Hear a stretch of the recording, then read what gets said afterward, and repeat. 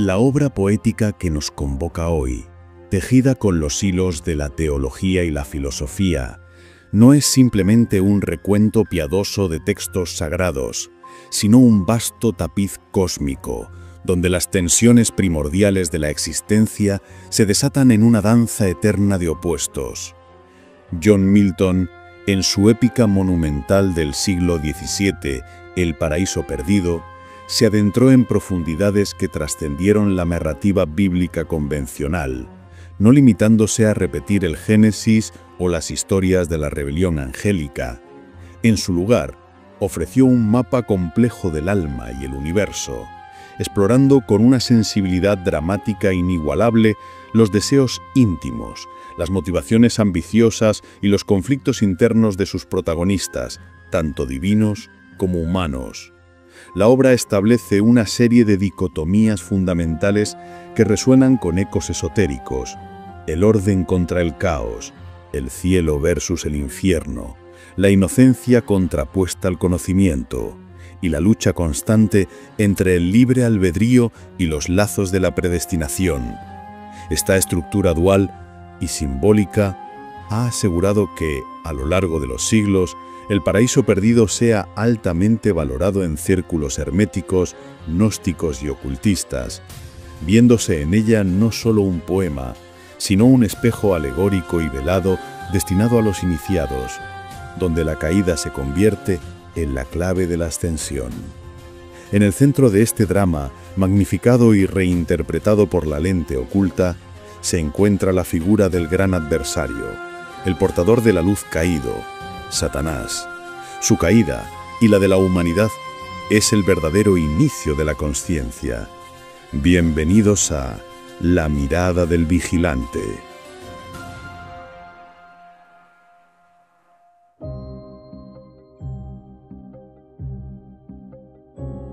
En el corazón de la cosmología alternativa, que subyace a la obra de Milton y que resuena poderosamente con el imaginario ocultista, reside la figura del arcángel que una vez fue el primero en poder y el más grande en la preferencia del Supremo, conocido en la altura como Lucifer, el lucero. La narrativa de Milton lo rescata de la caricatura del villano unidimensional para presentarlo como un antihéroe de voluntad inquebrantable, un ser trágico cuya inmensa ambición y orgullo lo llevan a encarnar la búsqueda extrema de autonomía frente al orden establecido.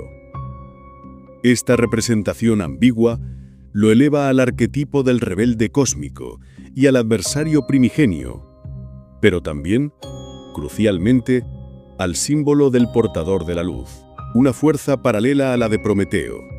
La historia arranca, de hecho, no con la inocencia del Edén, sino con la catastrófica derrota de este ejército rebelde ya desterrado en los abismos del infierno, planeando su venganza en un concilio demoníaco. Al situar al lector en el punto de vista del caído desde el inicio, Milton inmediatamente imparte una dimensión moral y psicológica compleja, haciendo que el poema sea rico en interpretaciones multidimensionales que van más allá de una simple lucha entre el bien y el mal. Para las corrientes del pensamiento occidental, que se mueven entre el mito y la doctrina oculta, Satanás en el paraíso perdido es, por lo tanto, mucho más que el tentador. Se le considera un motor indispensable en la vasta maquinaria cósmica, una figura de tensión que confiere sentido profundo a la existencia al oponerse a la pasividad primigenia. Su rebelión, vista a través de este prisma, no es solo un acto de maldad, sino la chispa necesaria que impulsa a la conciencia a abandonar la ignorancia infantil y a atreverse a transitar el sendero áspero del discernimiento. En la lógica hermética, el conflicto mismo, la confrontación con la sombra, es la matriz de la cual emerge la verdadera luz. Sin el oponente, no podría existir el despertar. Sin el desafío de la serpiente, la sabiduría quedaría inaccesible y dolorosamente no adquirida. Este rol de principio de oposición necesario, de prueba metafísica en la trayectoria del alma, es lo que alinea la óptica de Milton, consciente o no, con ciertas lecturas ocultistas que ven en el adversario una máscara de un principio natural e imparcial que simplemente cumple su función cósmica. La grandeza de esta épica, dividida en 12 libros, un número profundamente simbólico que se relaciona con el círculo cósmico, radica precisamente en cómo utiliza la teología ortodoxa como un andamiaje para sostener ideas especulativas y filosóficas que en el siglo XVII hubieran sido vistas como peligrosamente heréticas si hubieran sido presentadas de manera abierta. El arco narrativo, que va del infierno al cielo, luego al Edén y la tierra hostil, establece un ritmo que imita los ciclos cósmicos y los viajes interiores de la propia alma en su búsqueda de conocimiento. Al inicio, en los dominios divinos, Dios y sus ángeles ya contemplan el peligro inminente y discuten la inminente creación del hombre. Posteriormente, el ángel Rafael narra a Adán la guerra celestial, el origen del conflicto angélico y la expulsión de Satanás, tejiendo el pasado con el presente en una intrincada estructura. Este entramado de espejos y ecos refuerza el carácter meditativo y cósmico del poema y lo convierte en una crónica cifrada de la anatomía del alma. La presencia de Satanás y sus planes de venganza contra la última creación divina, el hombre y la mujer, en el jardín del Edén, son el mecanismo de relojería que pone en marcha la transformación de la condición humana. La caída de Adán y Eva, el eje central de la tragedia humana según la narrativa canónica, adquiere un significado radicalmente distinto cuando se le observa a través de la lente de la filosofía oculta y las estructuras esotéricas. El Edén, en estas interpretaciones, deja de ser un mero jardín geográfico para transmutarse en un estado primordial de la psique, un estadio mental y espiritual de pasividad e inconsciencia. Es un lugar donde el ser humano, aunque puro, no ha desarrollado aún la capacidad de discernir entre la luz y la oscuridad, lo positivo y lo negativo, o la relación inherente entre lo macrocósmico y lo microcósmico. La inocencia, bajo esta luz, no es una virtud per se, sino una ignorancia, presentada como una venda sobre los ojos que impide asumir la carga de la consciencia y la responsabilidad. La expulsión del paraíso, por lo tanto, no se interpreta primariamente como un castigo divino, sino como una alegoría para la iniciación, el ingreso forzoso a la experiencia del conocimiento y a una vida donde el libre albedrío demanda consecuencias y responsabilidad. Al comer la fruta prohibida, el clímax íntimo y devastador del poema, el foco narrativo se traslada de los escenarios galácticos a un rincón de la Tierra, donde un puñado de palabras simbólicas y un fruto misterioso detonan la catástrofe. El acto de la caída se convierte en la entrada de la humanidad a la esfera del dolor, la muerte y el desengaño, pero también y fundamentalmente a la consciencia plena del bien y del mal. La sabiduría, en este nuevo estadio, es una conquista ganada a través del pateimatos, es decir, a través del entendimiento consciente de los propios límites y el sufrimiento que conlleva la experiencia. La serpiente del Edén, el vehículo de la tentación, sufre la misma transformación arquetípica que Satanás en la lectura esotérica. Deja de ser solo el engañador para convertirse en un símbolo ambiguo que representa el acceso a una sabiduría oculta del ser. El ofrecimiento de la fruta por parte de la serpiente, en esta línea de pensamiento, es un desafío al estancamiento, una prueba que forma parte de un plan divino más amplio de crecimiento y desarrollo evolutivo. Una vez consumado el acto, la vergüenza y el desconcierto que acompañan a Adán y Eva son las primeras chispas de discernimiento, el inicio de un viaje donde deben separar la materia caótica de la luz divina.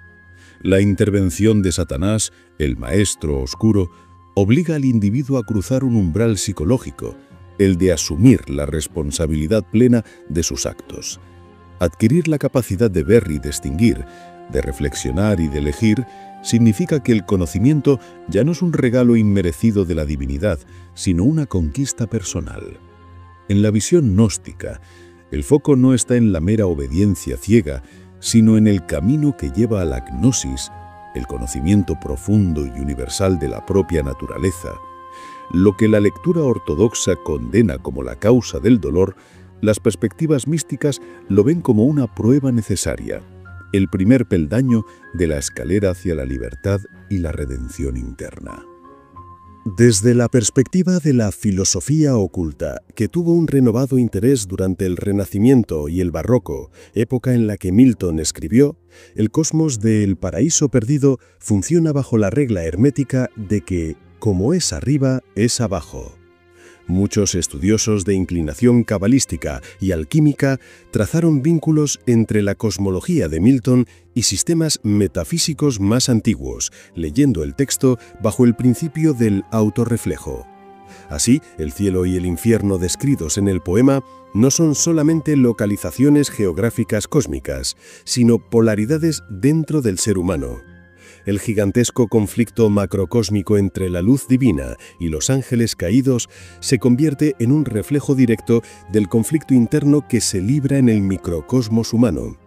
En este teatro interior, la razón superior, tradicionalmente vista como un reflejo o una porción del pensamiento divino, batalla constantemente contra las pasiones y las potencias inferiores, las cuales están encarnadas en las fuerzas demoníacas.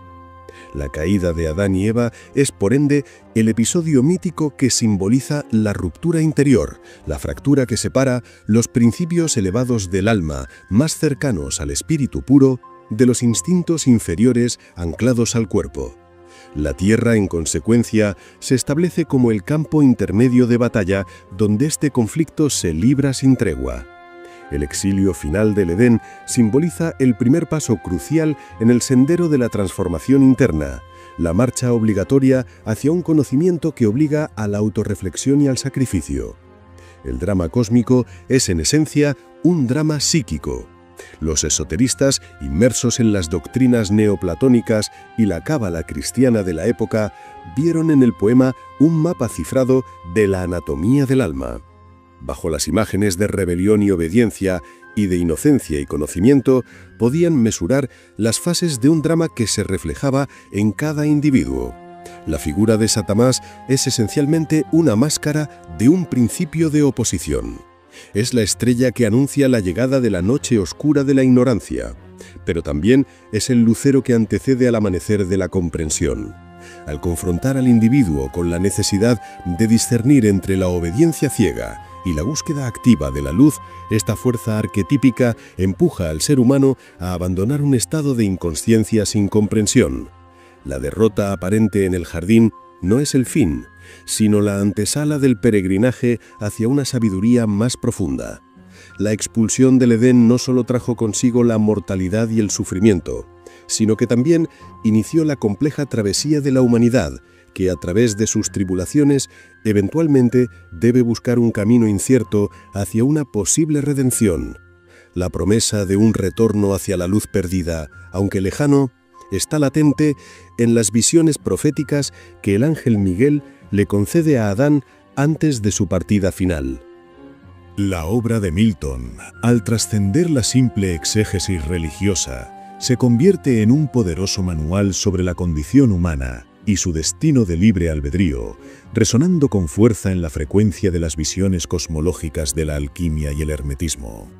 La tensión constante entre Dios y sus criaturas, la descripción del cosmos, la implicancia de la luz y la oscuridad, y la idea del conocimiento velado simbolizado por la manzana, todo ello contribuye a una narrativa que es a la vez teológica y especulativa. La división del poema en un ciclo de 12 libros, que trazan un arco narrativo desde los abismos del infierno hasta una tierra hostil, refuerza su carácter épico y meditativo, alineándose con los ciclos cósmicos y los misterios antiguos. En última instancia, la gran enseñanza que se extrae de esta lectura esotérica es que la pérdida del estado paradisíaco no es una tragedia sin sentido, sino el acto que permite al alma ingresar al mundo de la responsabilidad, el sacrificio y la necesaria autorreflexión. La caída, la pérdida y el subsiguiente exilio se convierten en el primer paso consciente hacia la construcción del destino personal, en el que la redención ya no es un regalo otorgado, sino una conquista interna ganada con gran dificultad. La pareja inicial abandona el Edén para iniciar el largo y doloroso camino de la humanidad en el mundo exterior, armados con la primera chispa del discernimiento. Han pasado de la pasividad ignorante al dinamismo de la confrontación consciente. El adversario, aquel que cumple el papel de gran oponente, es el principio ineludible que hace girar la rueda de la evolución, empujando a la humanidad a asumir la enorme y sagrada carga de su libre albedrío. Al asimilar su propia caída, el ser humano finalmente conoce el valor real de la libertad. El poema nos revela que la inocencia no es sostenible si implica ceguera, y que la única forma de alcanzar la luz superior es a través del inevitable encuentro y la confrontación con la sombra. Por lo tanto, el drama de Adán y Eva y el desafío del arcángel Lucifer se fusionan en una lección cósmica. El buscador debe enfrentarse a la oscuridad para encontrar su propia luz interior. La historia culmina entonces con la promesa de que el camino de tribulación es también el camino del retorno y la esperanza de una redención futura. Dicho todo esto, lo dejamos en este punto. No quisiera irme sin antes decirles, como siempre, ámense, quiéranse mucho, y ante todo y sobre todo, sean muy felices. Hasta el próximo video.